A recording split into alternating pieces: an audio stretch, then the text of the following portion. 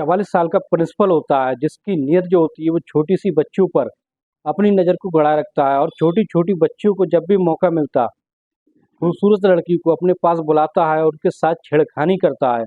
और जब भी उसको मौका मिलता है उनके साथ गंदी हरकत करता है और दरिंदगी करता है। दोस्तों, उसका एक ऐसा वीडियो जब जनता के सामने आता है तो जनता का यानी गांव वालों का खून खौल जाता है। उसकी वीडियो में जब वो देखते हैं, गांव वाले देखते हैं कि वो प्रिंसिपल जो होता है वो छोटी छोटी बच्चियों के साथ बलात्कार कर रहा है और एक नहीं बल्कि कई बच्चियों के साथ उसने बलात्कार की है। दोस्तों, ये सच्ची घटना हम आपको बताने जा रहे हैं। नमस्कार दोस्तों, क्राइम स्टोरी में आपका स्वागत है। मैं अफसर सिद्दीकी। अगर आपने हमारे चैनल को सब्सक्राइब नहीं किया, सब्सक्राइब जरूर कर लें। दोस्तों, एक ऐसी ही सच्ची घटना हम बताने जा रहे हैं। उत्तर प्रदेश का एक जिला होता है, उत्तर प्रदेश का जिला सुल्तानपुर गांव के रहने वाले एक मुखिया, जिनका नाम होता है वीरपाल। वीरपाल के परिवार में एक छोटी सी बच्ची होती है, लगभग 16-17 साल की। 17 साल की लड़की होती है, बहुत ही खूबसूरत लड़की होती है और 10-12वीं कक्षा में पढ़ रही होती है। और वो एक ऐसे स्कूल में पढ़ रही होती है जहाँ का प्रिंसिपल होता है, प्रिंसिपल जो होता है वो बहुत ही सख्त होता है और उसकी नज़र होती है बहुत ही गंदी नज़र से छोटी बच्चियों को देखता है और उनके साथ गंदी हरकत करता है। दोस्तों, वीरपाल की लड़की का नाम होता है पिंकी। पिंकी दिखने बारे में बहुत ज़्यादा खूबसूरत होती है और उसे देखकर प्रिंसिपल का मन होता है वो छलने लगता है। और वो लड़की 16 साल की उम्र में भी ऐसी लगती है जैसे कि वो 25 साल की हो, यानी कम उम्र में ज़्यादा व्यस्त हो जाती है। तो फिर प्रिंसिपल एक दिन ऐसा होता है, एक दिन छुट्टी का समय होता है और प्रिंसिपल अपने घर पर होता है और उसके पिता वीरपाल के पास फ़ोन लगाकर कहता है कि स्कूल की ड्रेस मेरे घर पर बढ़ रही है, आकर ले जाएं। तो वीरपाल कहते हैं आज तो छुट्टी का समय है, आज तो प्रिंसिपल साहब आज तो छुट्टी का दिन है, आप क्यों बुला रहे हैं। तो प्रिंसिपल साहब कहते हैं कि ऐसा छुट्टी का समय है, आज मैं घर से ही यूनिफॉर्म को बांट रहा हूँ, जिसे चाहिए वो घर से आकर ले जाए, इसलिए आज तुम अपनी बेटी को भेज दो और मैं ड्रेस दे दूँगा। और तो वीरपाल जो होते हैं उसकी बात पर राज़ी हो जाते हैं और प्रिंसिपल के घर पर अपनी बेटी को अकेला भेज देते हैं।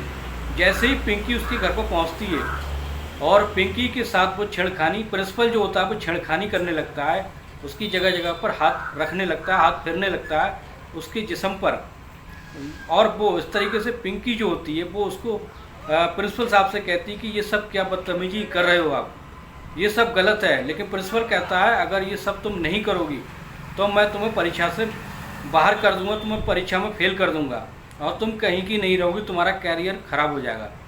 जब पिंकी डर जाती है और फिर उसके साथ गंदी हरकत करने लगता है और वो कुछ इसका विरोध नहीं कर पाती है और इस तरीके से उसके वो कपड़े निकाल देता है और बिल्कुल पिंकी को नग्न अवस्था में कर उसके साथ हैवानियत करता है, इस कदर हैवानियत करता है। और दोस्तों, इसी तरीके से उसको टॉर्चर करता है। और दोस्तों, फिर एक दिन ऐसा होता है, उसका ये प्रिंसिपल जो होता है वो पिंकी को अपने बस में कर लेता है और उसके साथ जब मन चाहे उसके साथ हैवानियत करने लगता है, शारीरिक संबंध बनाता है। दोस्तों, जब पिंकी उसकी हवस का शिकार हो रही होती तो एक लड़का जो उसी कॉलेज का एक स्टूडेंट होता है वो अपने मोबाइल से उसकी वीडियो को रिकॉर्ड कर लेता है और जब देखता है कि वो पिंकी के साथ ऐसी हैवानियत कर रहा है और इस तरीके से वो वीडियो को ऐसे शूट कर लेता है, इससे प्रिंसिपल को कोई खबर नहीं हो पाती। और वो लड़का जाकर अपने गांव में जाकर उस वीडियो को दिखाता है और उसके पिता को भी दिखाता है। जब वीरपाल को भी ये वीडियो दिखाता है तो वीरपाल जब देखते हैं तो उनका खून जो होता है वो खौल जाता है। और इस तरीके से वीरपाल जो होते हैं एकदम गांव वालों को इकट्ठा कर प्रिंसिपल के पास लाते हैं और साथ में पुलिस को भी फ़ोन कर देते हैं।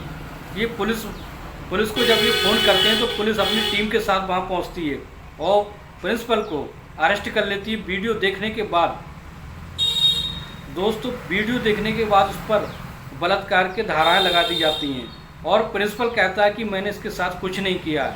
लेकिन जैसे ही वो वीडियो उस प्रिंसिपल को दिखाई जाती है तो उसके पैरों के तले की ज़मीन खिसक जाती है और प्रिंसिपल ये सोचता है कि आखिर उसकी वीडियो को कौन शूट कर रहा था, किसने इतनी चालाकी से उसकी वीडियो को शूट कर लिया। इससे फिर प्रिंसिपल इस बात को मानने पर राजी नहीं होता है। प्रिंसिपल कहता है कि इस वीडियो में जो कुछ है वो गलत है, लेकिन लेकिन फिर पुलिस की जो टीम होती है को मेडिकल के लिए ले जाती है और प्रिंसिपल को ले जाती है मेडिकल के लिए, और उस लड़की को भी ले जाती है। जब उस लड़की का मेडिकल टेस्ट चेकअप होता है तो जो रिपोर्ट आती है बहुत ही हैरान चौंकाने वाली रिपोर्ट आती है।